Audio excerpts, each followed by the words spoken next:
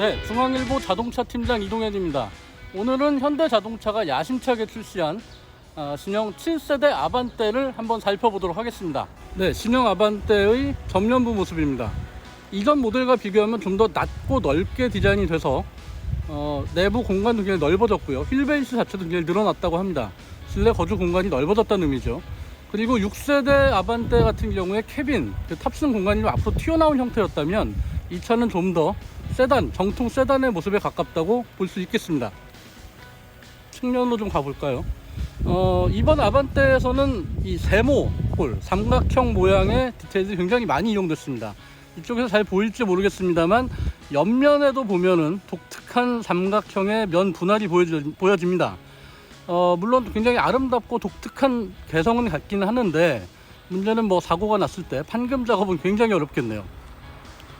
휠 자체도 이게 최고급 옵션이긴 하지만 굉장히 디테일이 좋고요.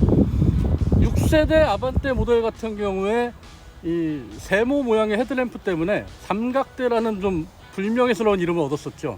그런데 그런 것들이 사실은 이번 7세대 모델에서도 굉장히 많이 드러납니다. 이번엔 좀 더 완성도가 높아졌는데요. 이런 삼각형 디테일들 곳곳에 숨겨놔서 이 차가 가지고 있는 그런 개성들을 잘 보여줍니다. 후면부로 오면 LT 테일 램프라고 불리는 수평으로 가로지르는 이런 형태의 리어 램프를 볼 수 있습니다. 사실 면 같은 경우에도 일반 대중차 브랜드에서 만들기 굉장히 어려운 것들이어서 뭐 완성도는 높고 굉장히 보기에는 좋은 아까도 말씀드린 것처럼 사고 났을 때 어떻게 대처할 수 있을지는 잘 모르겠네요. 이번에는 내부를 한번 살펴볼까요? 현대차가 최근에 개발하고 있는 신형 스티어링 휠입니다. 파지감도 굉장히 좋고 각종 버튼류도 잘 위치해 있긴 한데 디자인이 예쁘다는 생각은 잘 안 드네요. 한번 탑승을 해보겠습니다. 네, 운전석에 앉은 모습입니다. 가장 먼저 눈에 띄는 거는 풀 디지털 계기판, 그리고 옆에 있는 인포테인먼트 디스플레이가 연결되듯 만들어져 있습니다. 둘 다 크기가 10.25인치여서 굉장히 큰 편이고요. 물론 옵션이 적용되어야 하겠지만 준중형 차에서는 굉장히 호사스러운 장비죠. 기본적으로 운전석에서의 시야는 굉장히 좋은 편이고요. 이렇게 암레스트 같은 경우에도 편안하게 잘 되어 있습니다. 그리고 아주 얇게 슬림하게 만들어진 공조장치 같은 경우에도 세련된 느낌이 듭니다. 그리고 공조장치 주변에 각종 버튼류도 적절한 곳에 잘 배치되어 있어서 사용하기 편한 편이고요. 실제로 제가 운전을 하면서 작동을 해봤는데 이제 풀 오토 에어컨 같은 경우에 작동을 하면 너무 바람이 세게 나오는 경우가 있잖아요. 근데 아반떼 3단계로 그 바람 세게 조절할 수 있게 해줘서 이런 디테일들은 굉장히 신경을 많이 썼다, 이런 생각이 드네요. 네, 신형 아반떼 주행 성능에 대해서 알아보겠습니다. 1.6L 가솔린 엔진에 무단 변속기인 IVT를 연결해서 최고 출력이 높은 편은 아닌데 실제 가속 페달을 밟아보면 시동 영역에서의 가속감은 나쁘지 않습니다. 부밍음이나 풍절음이 좀 있긴 합니다만 이 정도는 준중형 차량에서 뭐 만족할 만한 수준이라고 보고요. 스티어링 휠의 감각이 다만 조금 아쉬운데요. 과거보다는 많이 개선이 됐는데 예를 들면 일본의 준중형 차, 경쟁차들과 비교를 하면 그 차들은 그렇게 비싼 장비를 쓰지 않고서도 좀 더 민감하고 내가 원하는 대로 회도 앞머리가 돌 수 있는 이런 기능들을 잘 구현을 하거든요. 그런 면에서 현대차가 많이 좋아지긴 했는데 아직은 좀 아쉬운 점이 있다, 이런 생각이 듭니다.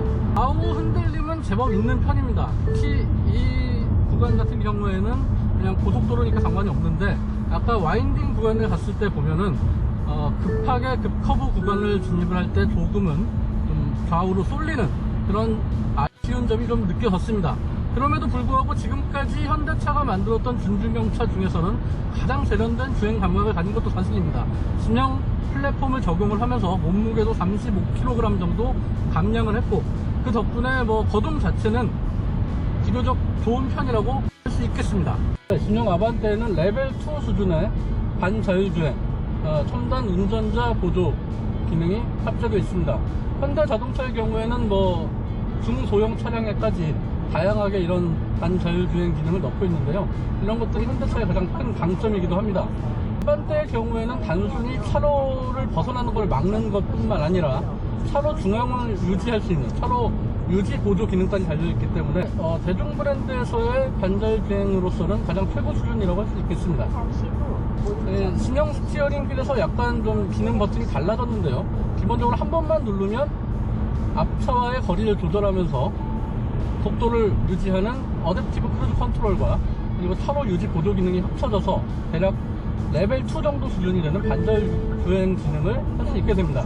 제가 지금 현재 반자율 주행 기능을 작동하고 있는데요. 옆에서 오는 차 잘 인지를 하고 있고요. 차로 가운데를 잘 지킵니다. 앞에 갑자기 차량이 지금 들어오고 있죠. 예, 차량 속도를 알아서 잘 줄여줍니다. 차간 거리도 물론 다 조절이 가능합니다. 네, 오늘은 신형 아반떼를 살펴봤습니다. 너무 칭찬만 한 것 같습니다만 여전히 현대차가 가지고 있는 한계는 분명합니다.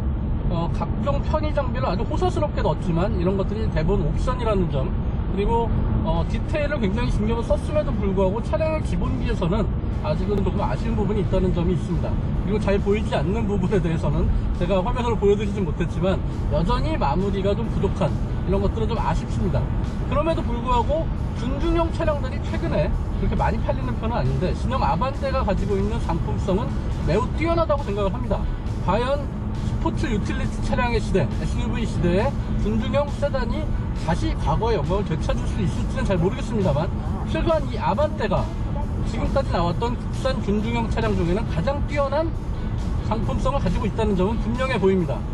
가격, 옵션 이런 것들도 과거에 옵션제를 많이 한다고 현대차가 욕을 많이 먹었는데 이번 같은 경우에는 중간 트림, 중간 차급에서도 상위 옵션을 선택할 수 있도록 해서 그동안 소비자들이 가지고 있던 불만을 좀 잠재우려고 하는 노력도 엿보입니다.